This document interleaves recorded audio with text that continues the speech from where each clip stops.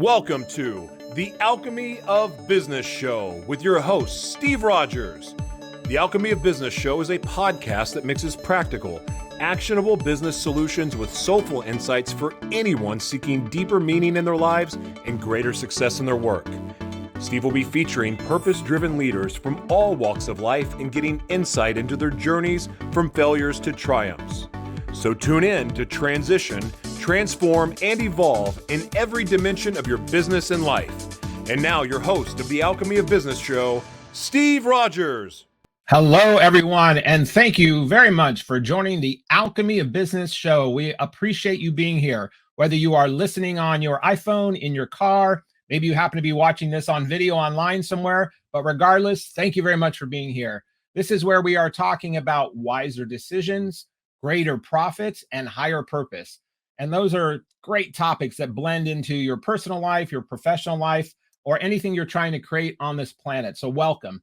I am very thrilled today to have our guest. We have someone who actually I'm affiliated with from not only being a friend and associate of mine, but also from a group that I'm a part of from Marshall Goldsmith. Some of you may know Marshall Goldsmith. He's a pretty notable character and an amazing man who does a lot of stuff globally. And he created something called the 100 Coaches after he was looking to pay it forward in the world, after he's written numerous books, coached many CEOs throughout the world. And I met this gentleman, Mr. Rhett Power, who's going to be on the show today through this network. And we become friends. We're on masterminds together. He helps co-facilitate a accountability group that we're a part of. But Rhett is an amazing entrepreneur. He co-founded Wild Creations in 2007, which was a startup company with toys. Now, how can you not love a guy who helped build, create, and distribute toys? So I want to learn more about that. But in this company, he was the top 75 U.S. companies by the U.S. Chamber of Commerce. So I want to hear about his toys and how he got into playing with toys as an adult from a kid. He was also a finalist for the Ernst & Young Entrepreneur of the Year Award in 2011 and was nominated again in 2012. He was named one of the world top 100 business bloggers in 2018. He's a phenomenal writer. I've read a lot of his stuff. And he was named the best small business coach in the United States. He's written for Inc. He's written for Forbes. He's also been named as the #1 thought leader of entrepreneurship by Thinker 360. He's also a fellow institute of the McLean Hospital and Harvard Medical School affiliate. Rhett is also a father and a husband and a global traveler. I'm going to talk to him about his global travel today. But he's also the co-founder of Courageous Leadership. And he takes the accountability of leadership, but also ties it into this word and this concept and this thinking and life living of being courageous. So we're going to talk a lot with him about that today. He also has a couple best-selling books, but one of his latest ones is called The Entrepreneur's Book of Actions. And we're going to learn more about his book, some of his magazine writings. And he can't talk a lot about it yet because it's kind of top secret, but he's been recently on a show that's been taped called 4 Days to Save the World. Now, man, we got to find out how he's going to do that, because does this world need some saving in some ways? Absolutely. So let's bring on Mr. Rhett Power. And here you go, Mr. Power, with a great name like Power. Welcome here. Steve, thank you. What an introduction, man. I don't know that I can live up to all that, but we're going to give it a shot. Well, isn't it funny when we read our bios sometime and we think about like how many years we've been on the planet and like a year or a decade, or then we go, wow, I really did do that. So right. You must be amazed when I'm like doing this going, wow, because even though it's cool, you actually did those things, right? So that's kind of very cool. Yeah, they were all done with varying degrees of success, but yeah. Or not. As life is, no doubt. Well, welcome, Rhett. Well, hey, let's talk about toys for a minute. So obviously you were born like we all were as a kid growing up. You had toys. You probably had a love of toys and sports and different things. So how did you grow from being able to play with toys as a kid to actually building a company that became very successful around toys? Well, as most roads in our life are pretty curvy, there's not one straight line of a road that we all go down. Mine, took a lot of curves. I, after school, got involved with Clear Channel Communications, and I worked with Clear Channel for about 5 years, and then left to go in the Peace Corps. And after 2 years in the Peace Corps, we were in Central Asia.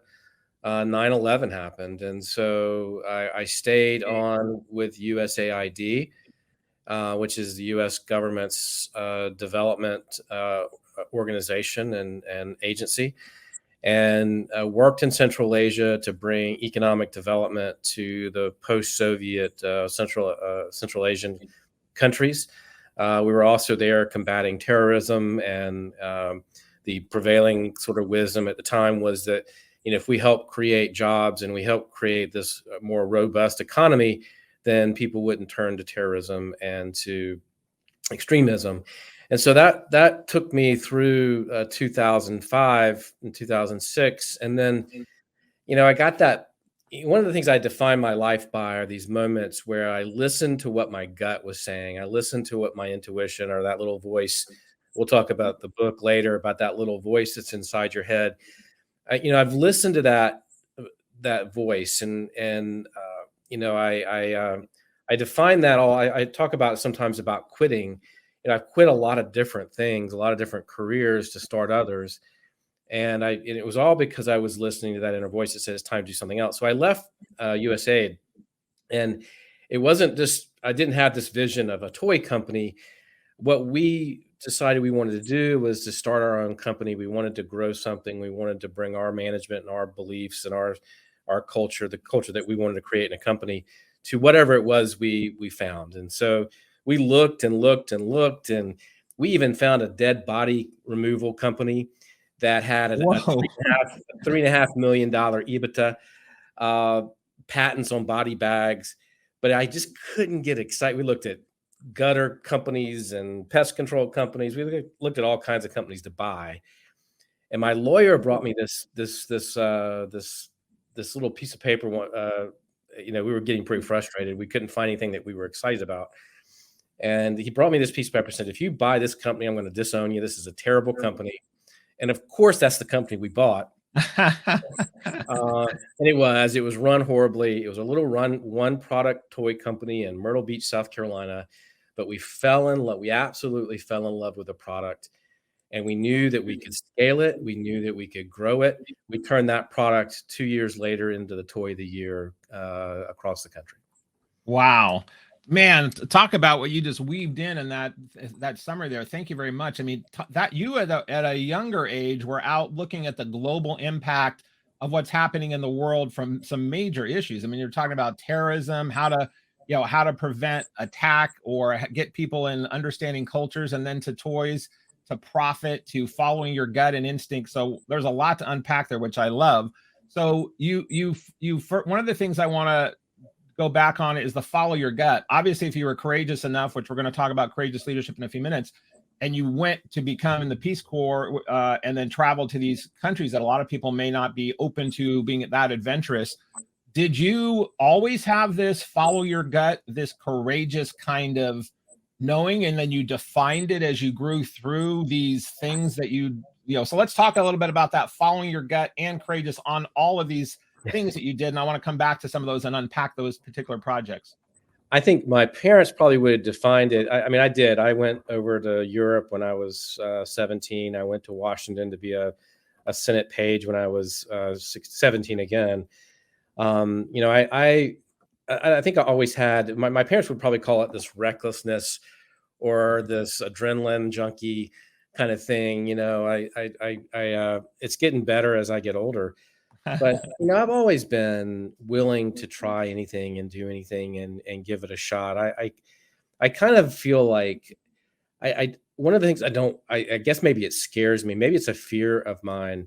Maybe that's something that you and I should talk about. But it's a fear that drives me to say I don't want to sit on my porch when I'm 85 and say, what could I have done, or what didn't I do, or why didn't I try that? And have those regrets. Like I just that worries me, and so I don't want to have regrets. And did it worry you from a very young age, or did it worry you as you became more of a mature adult? When did that worry start happening? I don't know. I can't really identify it at 20. I think I was probably just seeking adventure, but I think deep down, I wanted to live. I wanted to live on my own terms. I think the way I look at it now is I've always wanted to live on my own terms and live on my own, in my own way. whichever way I thought was best for me. And I think that that's probably where that comes from. Got it. Well, so thank you for sharing that. And I think you've instilled that. You have a couple boys, correct? I do. And I know you're a proud papa. I know we have a few pictures of your sons or some soccer stuff they or you do in here. So did you carry that live life to the fullest, follow your passions, like your son's playing soccer or traveling the world with you or different things? So have you instinctively and with intent carried what you just said on to your children? Because you said my parents reluctantly, your parents reluctantly, like, oh my God, this Rhett guy, what the hell? Are you saying, come on, guys, be more adventurous or follow your gut or, too bad it's fearful, do it anyway? Are you parenting that way, like you're living as well? I try to. I mean, we picked them up when they were 10 months, when my oldest was 10 months old, moved to Kazakhstan. I kind of feel like that's the best thing I can do for them is to give them, I wrote, it's interesting that you asked me that. I just wrote to my son's senior thing for his senior, the back of the yearbook kind of little blurb that you do. I'm sure you've done those. And one of the things I said in there was, take everything that we've given you, the good and the bad, and learn from it. But from what we haven't taught you, have the courage to seek it out. And to me, that's what I want him to have, or both of them to have, is to have the courage just to seek and to learn and to be curious and to take life on head on, and be courageous enough to go out and live it on your own terms. Don't live the life you think I expect of you. Don't live the life that somebody else says that you have to live. Live your own life and do what you want to do. So that you're proud at the end of your days that there was a life of significance. Wow. Well, I love that life of significance. So we're going to wrap up on that and come back from a quick break.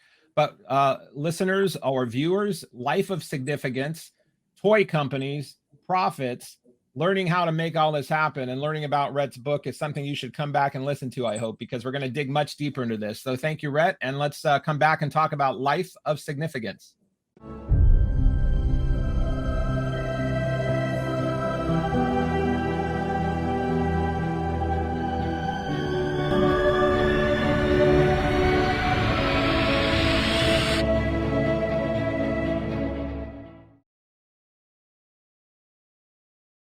Welcome back to the Alchemy of Business Show. We're here with Mr. Rhett Power.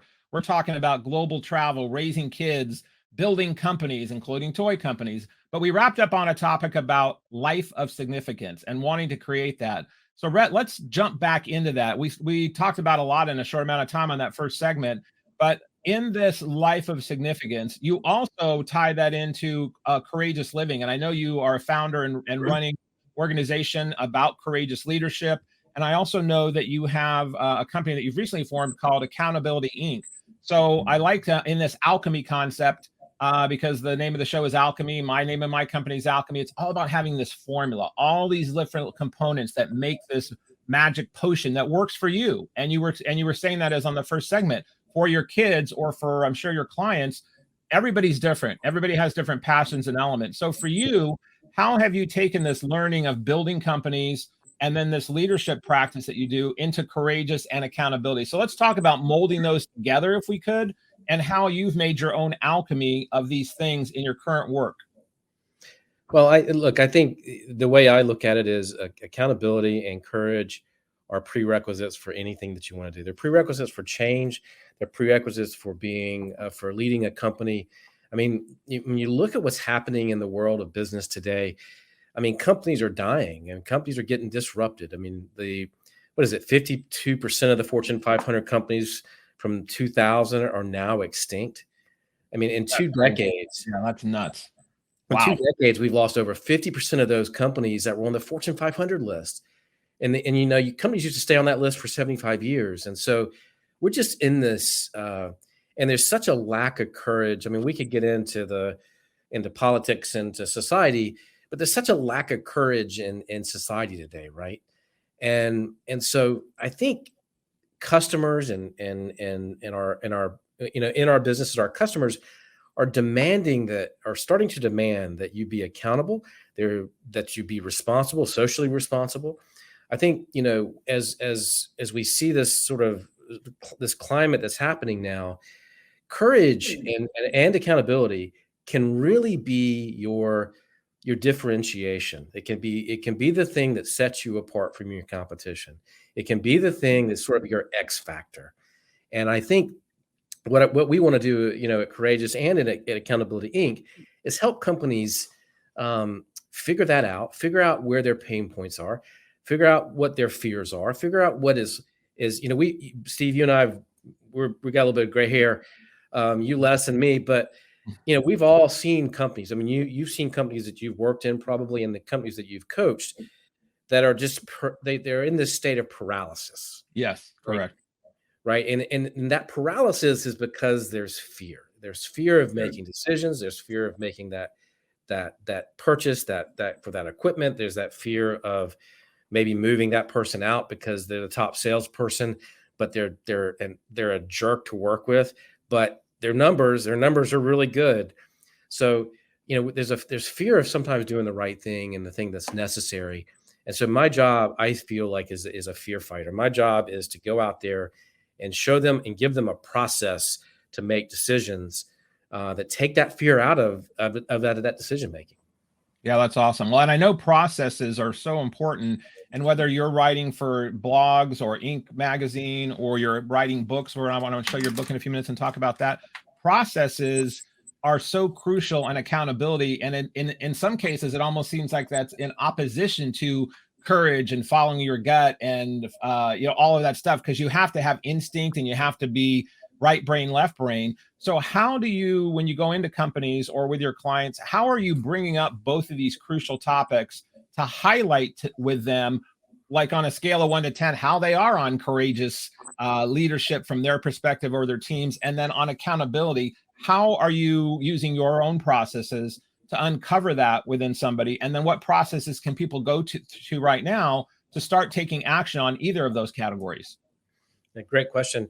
I think I'll start with this. Like, courage is a concept and as a word, I think, is often misunderstood, right?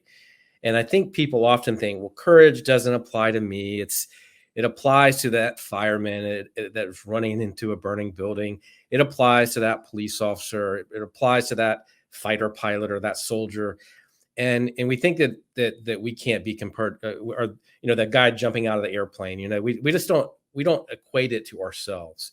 Number two, we think courage is really risky, right? And we're risk averse. Typically, we're not wired for risk, right? We also think that courage is impulsive, right? We also think that courage can't be taught. So there are all these myths that surround this concept and this word. And what we do is, when we talk about process, we believe if you have the knowledge, faith, and action part, if you have all of these three components of what we call courage, then you can take the risk, you can take the fear, you can take the impulsiveness, you can take the whole idea that courage doesn't apply to us, and actually make courageous moves in your company and in some ways your life. But let's apply this to a company. So what do I mean by knowledge, faith, and action? Knowledge is, do I have enough knowledge to make a decision? Do I have the stats, the data, the right team in place? Do I have whatever the elements of that decision making are? Do I have all of that? And am I confident that this is the right decision? Right. Okay, if I've got that and I've got all that, and I say, yes, I've got the knowledge. And now, do I have the faith? Now, the faith is not religious faith. It's the belief that, and does my team believe in this decision? Right? Is everybody or most of the people behind the decision that we're going to make? And are they going to implement it? Are they going to drive it forward? Are they going to move forward with it? Are they going to be all in to make this work? Number two, that's faith.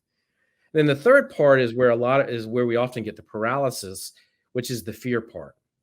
And the fear part is, and I'll give you an example. I was just working with a big hospital system, and they had this piece of equipment that they needed. They had the data on the equipment. They knew it would save lives. The staff wanted it. In fact, some of them had gone out on their own and gotten trained up on this machine. But the board was wishy-washy, and it took them 18 months to make a decision. Oh, wow. That's a little excessive. Right. And people died in the meantime. Oh, man. By using this equipment. So, but the paralysis was, well, this is $1 million machine. This is a big expense right now. Right. And so we've got to get them past that fear of making that big purchase. So they got stuck on that. And our job is to help them see that they've got the knowledge, they've got the faith, make the purchase, because it's, you've got all the elements on this other side that are going to help it make it work, make it worthwhile, make the process that makes it less scary if you're paying attention to those other elements. So that's what we do. So we talk to companies, we work with companies on getting that knowledge, faith, and action in place as a cultural thing. And that helps people make those decisions. That's awesome. Well, I love that knowledge, faith, and action, and then having a process. And those can apply to all areas, whether it's buying $1 million machine to save lives in a hospital, or it's your own life where you're in a relationship that isn't working and you need to have the knowledge or faith or action to do something about it, to make it better, or you're doing a startup, or you're looking to implement a new marketing program or cut costs. Those three things, knowledge, faith, and action, although general, are very specific to things once you look into them. Well, and right. So if you know that those are the three elements of decision making, right? And you know where you're, so what happens now is people don't often know where they're stuck, right? So now if you put it to, do we have the knowledge? Do we have the faith? Is there an action plan? If you get stuck somewhere in this process, at least you know where you're stuck. Right. Exactly. And you can do something about that. It's like on a map when you're at a mall or a amusement park and you have the map and it says you are here. If you don't know where you're at, you can't know where to go to the next thing. So that assessment of knowing where you're at in those knowledge, faith, or action, or how deep you are or not in each of those categories is key. I'm assuming that you talk about some of this in your two books, and we're going to have a break here again in just about 1 minute. But Aaron, my producer who's on the show, Aaron, if we could pop up maybe Rhett's books before we sign off, and I want to talk about those when we come back. But this knowledge, faith, and action topic, and also working through entrepreneurial things. I know that Rhett writes about in his books, whether you're an entrepreneur, and I know he also coaches and consults with corporate companies and different organizations. These principles apply. So I think you have, what was the first book you had about frogs? It was a million frogs or something like that? 1 million frogs. It's a cute story about that. And I don't know if we have time, but that name came from a meeting. I was beating my head against the wall in the toy company. It was probably our first 5 weeks or 6 weeks of owning the company. We had 4 employees, and we were trying to do this sophisticated SWOT analysis of how we were going to move forward and what our challenges and our weaknesses and our strengths were. And it was just going completely over everybody's head. And now, these are folks that had never been asked in their lives what their bosses thought. They had never been asked, for help in trying to move a brand new company forward. And so, we were trying to use these sort of way over the top sort of consulting thing, tools. And I got kind of frustrated, and I kind of just said, you know what, guys, I wrote 1 million on the whiteboard. And I said, I want to sell 1 million frogs. Mm-hmm. And, lo and behold, that was a simple, clear, now they laughed their heads off, but it was a simple, clear goal of what I wanted, what we wanted to happen. Right. It was a clear goal. Let's sell 1 million of these kits. And you know what we did? We sold millions and millions and millions of them. That was beside the point. But it gave clarity to the mission, and it was an accident. It was out of kind of frustration, but that's the title of the book, and it was sort of our journey to get to 1 million is what that book is about. Well, that's awesome. Well, 1 million frogs and clarity to the mission. We're going to come back and talk more about that. So if any of you ever felt like you jumping around with 1 million frogs, or one of my mentors, Brian Tracy, wrote a book called Eat That Frog. That's right. We're going to come back and talk more about frogs and clarifying your mission. So stay tuned. Thank you, Rhett. We'll be right back, everybody.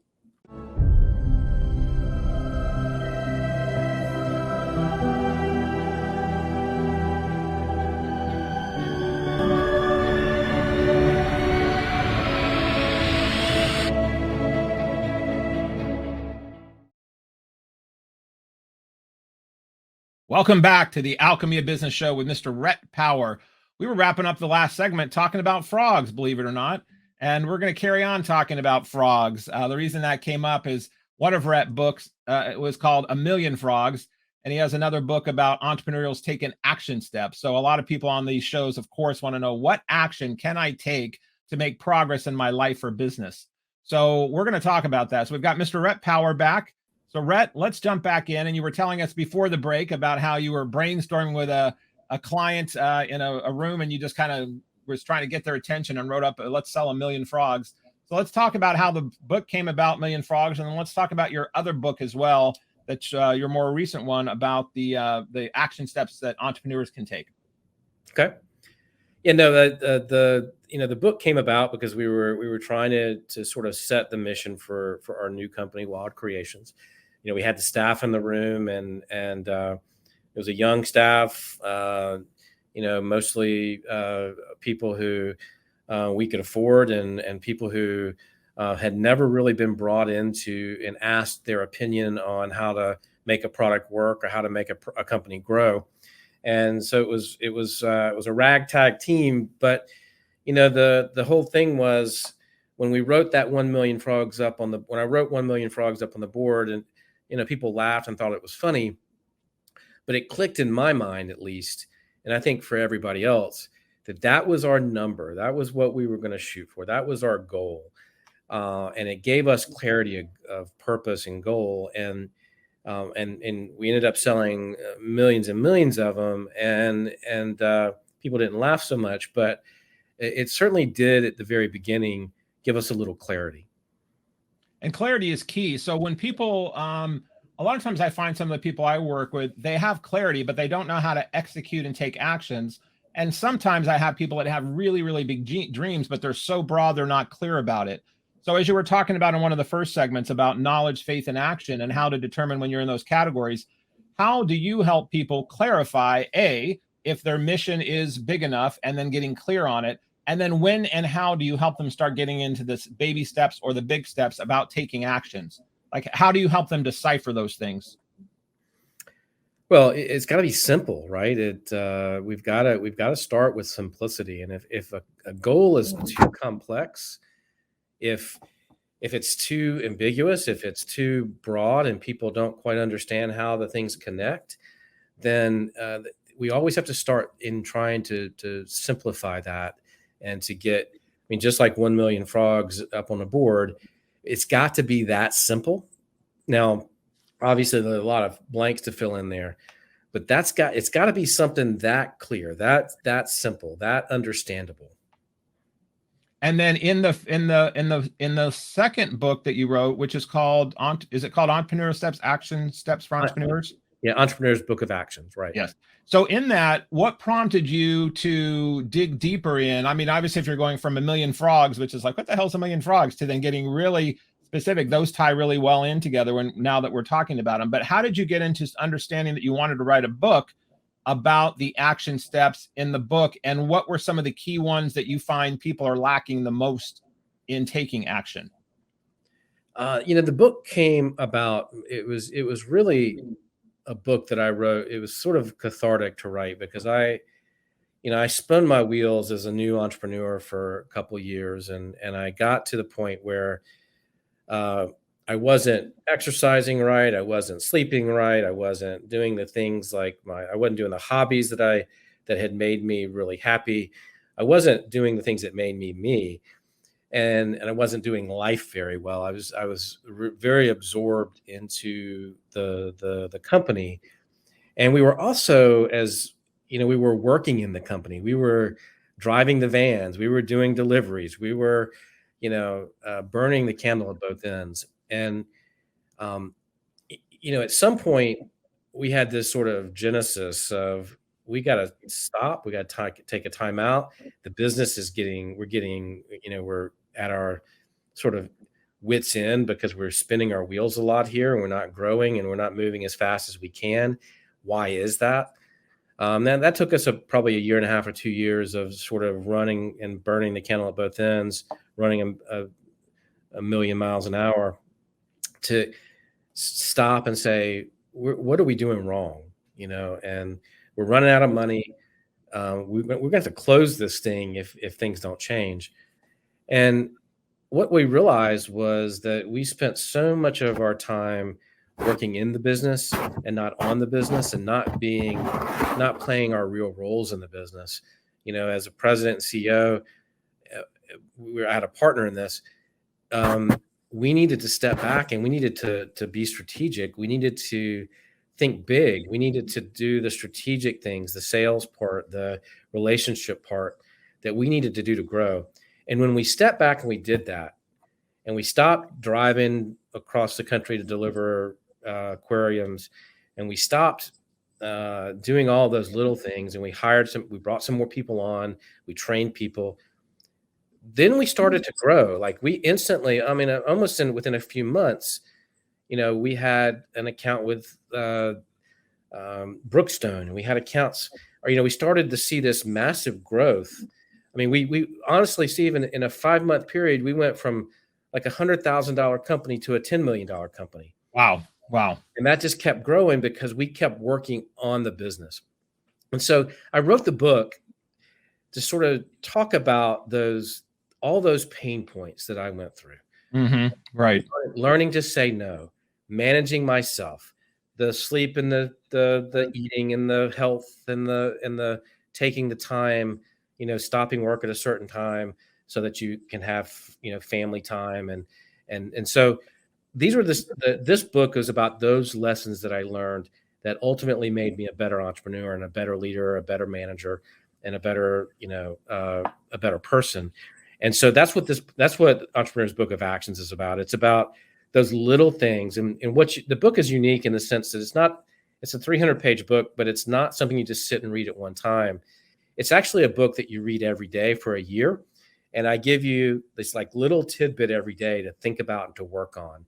And I make you get your notebook out and write things down and analyze your actions and analyze yourself. And it's a book of actions every day that are going to help make you better as an entrepreneur. That's awesome. So it's like a workbook, reading book, step by step, and apply. And here's on the screen for those that are viewing. You can see this. For those that are listening, you can, but you can connect with Rhett. We have one more short segment coming back on, but to make sure, if you're signing off early for any reason, Rhett is at rhettpower.com, and it's RHETT and then the word power.com. And you can see his books on there, the Entrepreneurial Book of Actions and the 1 Million Frogs. You can get those on Amazon as well. We're going to come back in just a few minutes, and we're going to talk about this multi-world of creation that Rhett does with doing good work and volunteer work in coaching, consulting, writing. He's also become a TV celebrity that we were going to talk a little bit about. And he's got this show that's going to be coming out very soon called 4 Days to Save the World. So if any of you want to find out how to save the world, please come back with Mr. Rhett Power, and we will be back here on the Alchemy of Business. Thank you.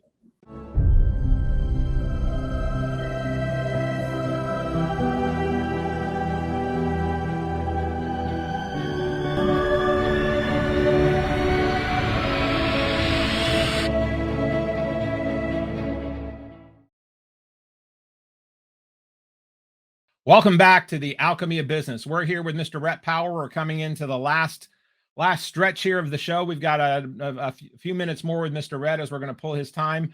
This is a global traveler that usually is in Brazil, traveling the world. He happens to be in the U.S. On our own time zone right now, so I'm lucky enough to have him on the show. But we were talking about some of Rhett's books here that we talked about on rhettpower.com, his Million Frogs, and also Action Steps that Entrepreneurs Can Take. And I want to come back and talk, and for those that you can see the screen here, you're seeing it again, the Book of Actions, Entrepreneur's Book of Actions, and then A Million Frogs. But he's also got another project that he's been working on. It's a little bit under the radar at the moment. But Rhett, can we talk just a few minutes, a quick minute about the 4 Days to Save the World? What's this show all about? Well, wow. It's ambitious. The whole premise is that there are the UN Development Goals, which you may or may not have heard of, but it's things like climate change and cancer and reforming education and curing cancer and reforming education globally and a bunch of the big world problems that just plague us constantly and plague us globally and challenge us globally as a human race. And so the show's premise is that you get together scientists and entrepreneurs and young people, and our team was made, and you put them in teams and you let them attack one of these problems. And I was on Team Cancer, and because I think we've all been every one of us has been impacted by cancer in some way. And I felt like this was a problem I wanted to be involved in. I wanted to be involved in that team. And we just had an amazing cancer team. We've got 3 people who have cancer, 2 people who are living with it right now. Wow. On the team, so many families, affects everybody. It really does. We had a 17-year-old who is dealing with a rare form of cancer. So we had this unique blend. We had 3 teenagers on our 10-person team. So we had just about every group sort of represented, and all those voices. We had a doctor, we had some coaches, we had some other entrepreneurs, and I think we came up with a really, really good solution to help attack cancer and help solve that problem globally. And it was a lot of fun. We had 4 days to put ourselves in a room and try to solve this problem, come up with a unique solution that could get funded. And so the idea is the teams that have the winning ideas will actually go after crowdfunding, and will actually go after venture capital and capital to sort of try to launch these businesses and attack these diseases and these. Wow, problems. That's amazing. Well, you go from toys to terrorism to helping cure cancer. You are quite the well-rounded man there. I hope there's a Nobel Peace Prize in there somewhere if we solve cancer. By the time I interview next, I'll be scrolling through your bio, and I'm sure it will be there, no doubt about it. I don't know, but that's not what I'm aspiring. But it was fun, and it was. I learned a lot about the disease that I didn't know, and I learned a lot about the research and the things that the pharmaceutical companies and the researchers are trying to do. And then the question is, can we take that technology and can we put it into a business where it benefits everybody, right? That these solutions are affordable, that these solutions really help not just people in wealthy nations, but they help everybody globally. Everybody globally, yeah, which I know you're all about. You're all to helping every man and woman at every level. So I applaud you on that. Where can they watch the show, and when will it be out? They can watch it on Apple TV, Amazon, all those, Roku, on all those. I have to confess, I don't watch a lot of TVs, but it's on all those streaming platforms. Okay, all those platforms that you get, like so many things that pop up and go, which channel am I going to watch? Well, again, we'll have Mr. RhettPower.com on these show notes, and we'll remind everybody on emails when we send this out. We have just 2 more minutes, Rhett, before we got to wrap up the show. But as you know, and not everyone knows, but I've written a book called The Iggy Principles. And the Iggy Principles, and you're well aware of it. You helped me do some promotion and some endorsement of that, so thank you. But the Iggy Principles plays up on the opposite of ego. And Wayne Dyer so eloquently talked about ego as edging God out or edging good out. And I always resonated with that. So I always have this mantra for many, many years about what's the opposite of that. So for me, it was inviting good in, or inviting God in, or inviting greatness in. And you're doing a lot of that work already, and many of the things we've talked about on the show today. So for you, what is your G? Inviting G in? Is it God? Is it good? Is it grace? Is it what is your G? And how are you incorporating that into your business and personal life these days in your work? That's a wonderful question, Steve, and one that you actually really led me to think about a lot more than I've ever thought about it.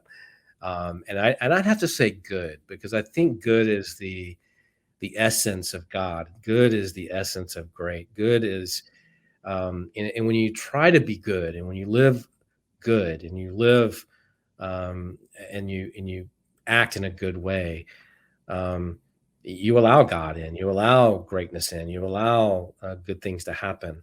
And so I think that for me, it's good, because I guess that's what I try to be. And that's the way I try to live. So well, you are definitely doing that. Your good reigns through you. So from all the stuff that I know about you, the stuff we've talked about on the show today and the work that you're doing. Inviting good in is going to be your middle name there, Mr. Rhett Power. So I want to thank you very, very much for being on the show. Very inspiring, and we'll definitely have you back again. And I'll make sure everybody's getting these notes and updates on your Accountability Inc., your courageous work, and also the new show when it comes out. We're definitely going to find out how to save the world in 4 days. And it sounds like you're on a good track to do that. So thank you, Rhett. We appreciate it. We're going to make sure we have your website and everything in the show notes for people to reach you. And for those of you that listen today on the Alchemy of Business, we appreciate you tuning in, whether it was audio or video. We will be on more shows ahead. So stay tuned, and thank everybody, and keep finding your own Iggy. Have an awesome day. Thanks, everybody. And that concludes this episode of The Alchemy of Business with your host, Steve Rodgers. If you found value in today's broadcast, please consider liking, subscribing, sharing with friends, and leaving a review. Thank you so much, and we'll see you next Thursday for another episode. Be blessed, and see you soon.